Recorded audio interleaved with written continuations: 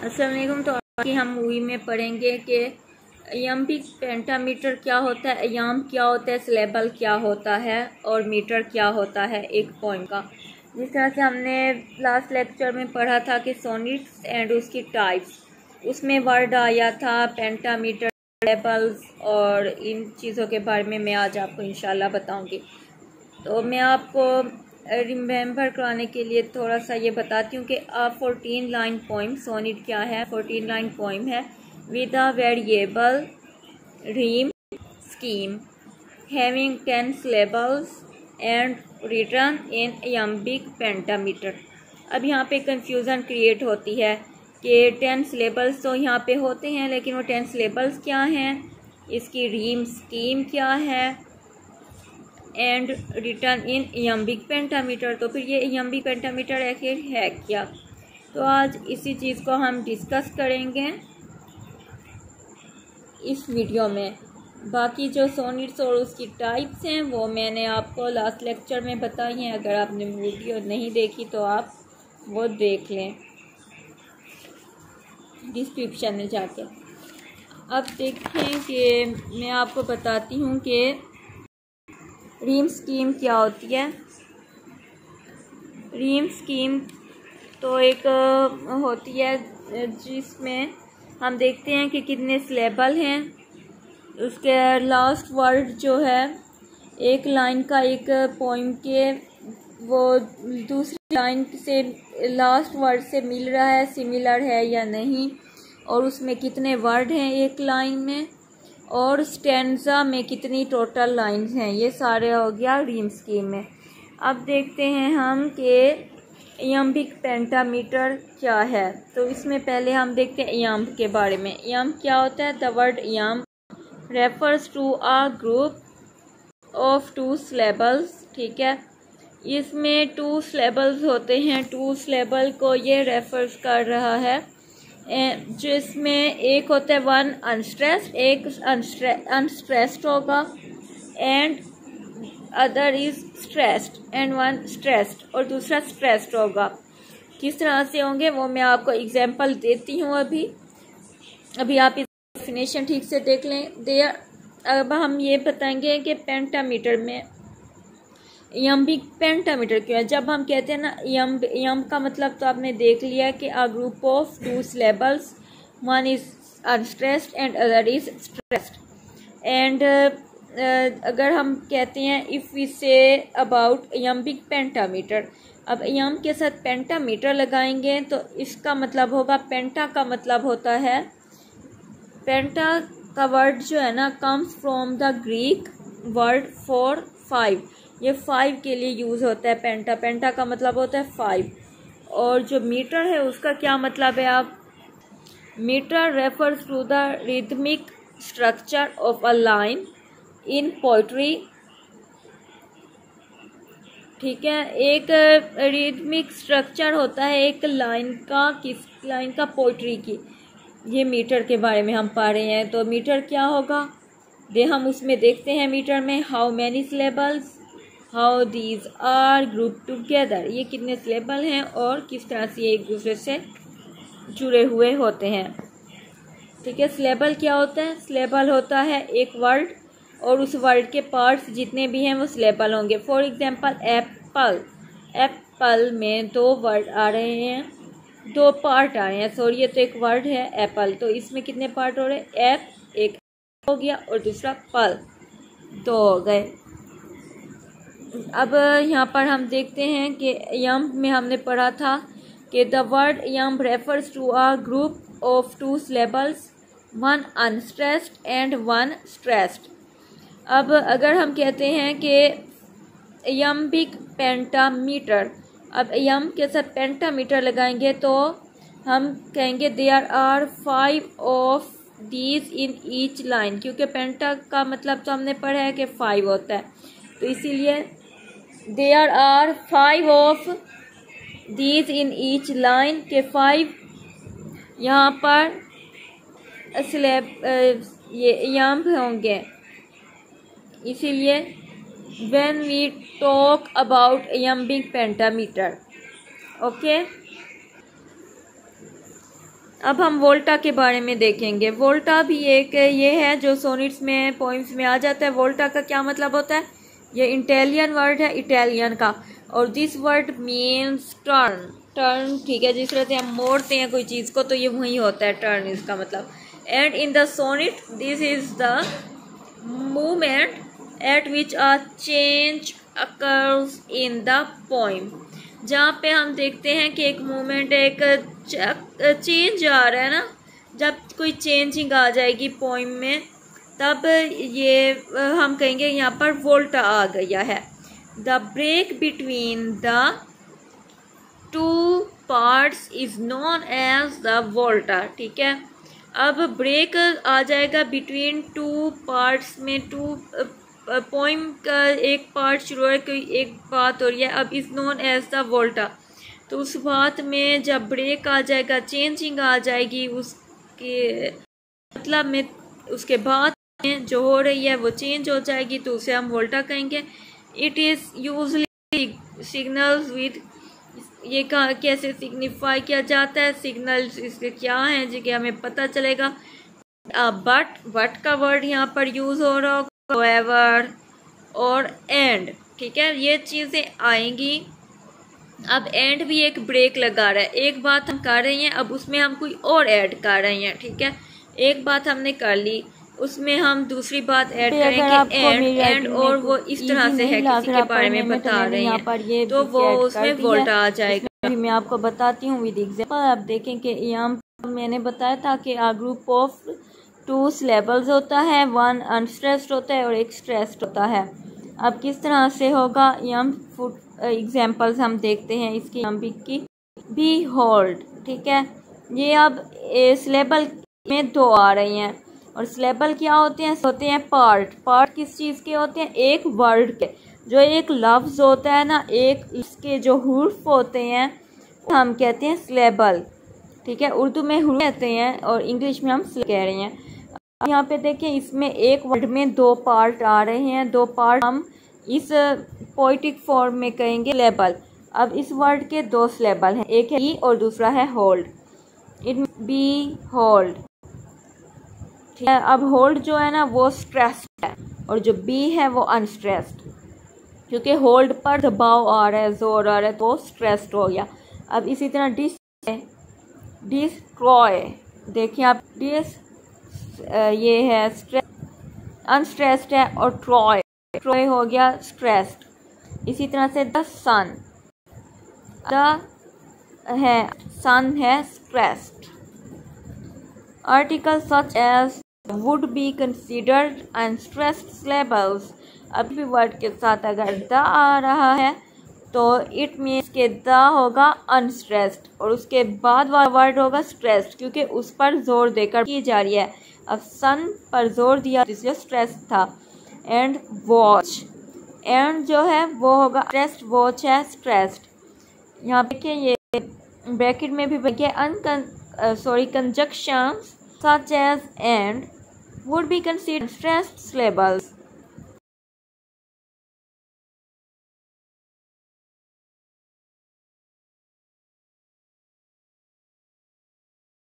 इसमें ये कुछ और एग्जांपल्स हैं इसकी। रिपोज, ठीक है, पोज स्ट्रेस्ड होगा और re unstressed. Leave, be unstressed, leave. क्लीट, अब देखिए कम स्ट्रेस्ड है और क्लीट हो गया स्ट्रेस्ड। यहाँ पर नेक्स्ट कुछ एग्जांपल्स हैं जिनमें हम दो नहीं देख रहे कि एक स्ट्रेस्ड और एक अनस्ट्रेस्ड। यहाँ पर दो अनस्ट्रेस्ड भी आ रहे हैं और इससे ज़्यादा भी। देखिए आप पोइम, इसमें कितने, इसमें दो आ रहे हैं। एक हो गया वन स्ट्रेस्ड एंड दूसरा अनस्ट्रेस्ड। पोइट्री, ठीक है, कितने हो रहे हैं? तीन सिलेबल आ रही हैं, पो, एक ई एंड ट्री। अब इसमें क्या होगा? पो, ये हो गया स्ट्रेस्ड क्योंकि इस पर और है। फिर ई ट्री, ये एंड ट्राई, ये दो अनस्ट्रेस्ड हैं। इसी तरह से re life, relief, re unstressed, leaf stressed and recommend, comment, 3 syllable आ रही हैं। Re, unstressed, com, unstressed and stressed. Discomfort, dis, com, stressed, fort, unstressed. Entertainment, inter, ये दो हैं, unstressed, unstressed, ten, stress and unstressed. अब ये जो last वाला इंटरटेनमेंट है, इंटरटेनमेंट, इसमें आप देखेंगे 2 अनस्ट्रेस्ड हैं, 1 स्ट्रेस्ड है, 1 अनस्ट्रेस्ड। टोटल कितने सिलेबल इसमें हुए? 4। इस तरह से भी होते हैं कोई कोई वर्ड्स में। अब मैं आपको बताऊंगी कि यम्बिक पेंटामीटर क्या है। अब तो हमने ये यम पढ़ लिया, अब यम का तो मतलब आ गया होगा कि यम का क्या मतलब होता है कि group of syllables, 1 stressed, other, और दूसरे जो होता है अनस्ट्रेस्ड होता है। मतलब कुछ इसमें स्ट्रेस्ड हैं, कुछ अनस्ट्रेस्ड हैं। लेकिन अब पेंटामीटर जो हम सोनिट में कह रहे हैं कि जो एक सोनिट होती है वो यम्बिक पेंटामीटर होती है, तो उसमें हमें कैसे पता चलेगा?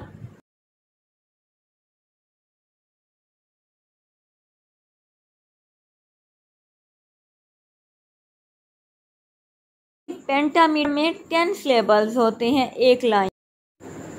अब हमने देखा कि इसमें 10 सिलेबल होते हैं, 10 सिलेबल होंगे तो इसका मतलब इसमें यम्बिक कितने हैं? यम्बिक हैं 10 सिलेबल, और पेंटामीटर के ऊपर है यम्बिक पेंटामीटर है, तो इसका मतलब हो गया कि 5 हैं। 5 ग्रुप किसके हैं? यम्बिक पढ़ा था। यम क्या होता है? अ ग्रुप ऑफ 2 सिलेबल, जिसमें एक स्ट्रेस होता है और दूसरा अनस्ट्रेस होता है। तो अब यहाँ पे हम देखेंगे इसके जो भी हैं, पहले उनके पार्ट कर लेंगे। जिस तरह से शेल है, शेल को अलग करेंगे। कोई भी अनस्ट्रेस और स्ट्रेस दो नहीं आ रही इस तरह से वर्ड के किसी पर ज़्यादा दबाव देकर बोला जाए और किसी पर कम। एक ही है। आई भी एक ही है। उसी तरह से देखिए ये 2 हो गए, ठीक है। अब कंपेयर, कंपेयर, कम एक हो गया और पेयर दूसरा, या 2 सिलेबल हो गए, टोटल हो गए 4। एक शेल आई और कम पेयर 4। अब धी, धी एक ही है, इसे हम अलग नहीं करेंगे। एक ये हो गया और 2 हो गया, ठीक है। धी 2, ये 2 सिलेबल ये भी इसमें ऐड हो गए। अब सम, समर को हम अलग अलग करेंगे। अब इसमें एक हो गया, सम ये फिर अलग, मर्ज, मर्ज। अब हमने इसे सम मर क्यों नहीं किया? क्योंकि आगे कोमा और एस आ रहा है, तो इसीलिए हम मर्ज अलग कर लेंगे इसे। डे, ठीक है। अब यहाँ पे आप देखेंगे शेल आई 1 2, नीचे ये में देखिए कंपेयर ये 2 हो गए, दी 2 ये 6 हो गए, और आसम 7 8 और मर्ज डे 9 10 सिलेबल हो गए। अब ये 10 सिलेबल हैं और इसमें कितने पेंटामीटर हैं? अब देखें गिने इसे। शेल आई ये 1 को किया ग्रुप 2 सिलेबल का, इसका मतलब यम भी इसमें कितने हो? पेंटा हो रही हैं 5 हो रही हैं यम। देखें यम एक ये हो गया यम भी। शेल आई दूसरा यम क्या है? पेयर का। तीसरा यम है दी 2 का, और चौथा यम्ब है आसम का। पांचवा यम्ब है मिर्ज डे का। टोटल कितने यम्बिक हो गए? इसमें टोटल यम्बिक हैं 5। तो इसका मतलब ये हो पेंटामीटर। पेंटा का मतलब 5 होता है इसीलिए। अब की फर्दर मैं आपको कुछ बताती हूँ टाइप्स यम्बिक की।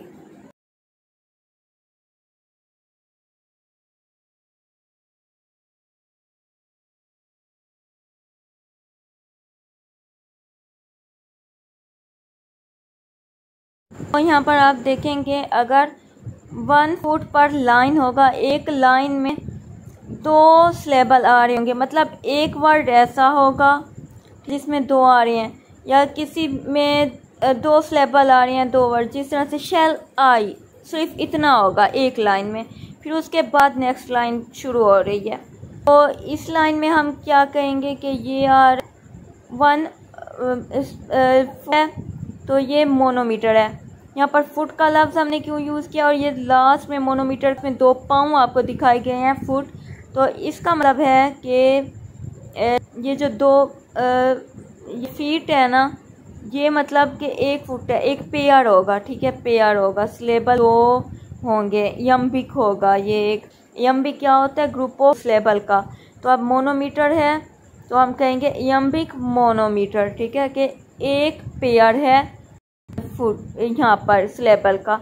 और उसके बाद हम कहेंगे फीट पर लाइन है, ठीक है, 2 होंगे फीट, तो हम कहेंगे डायामीटर, फिर उसे बोलेंगे यम्बिक डायामीटर।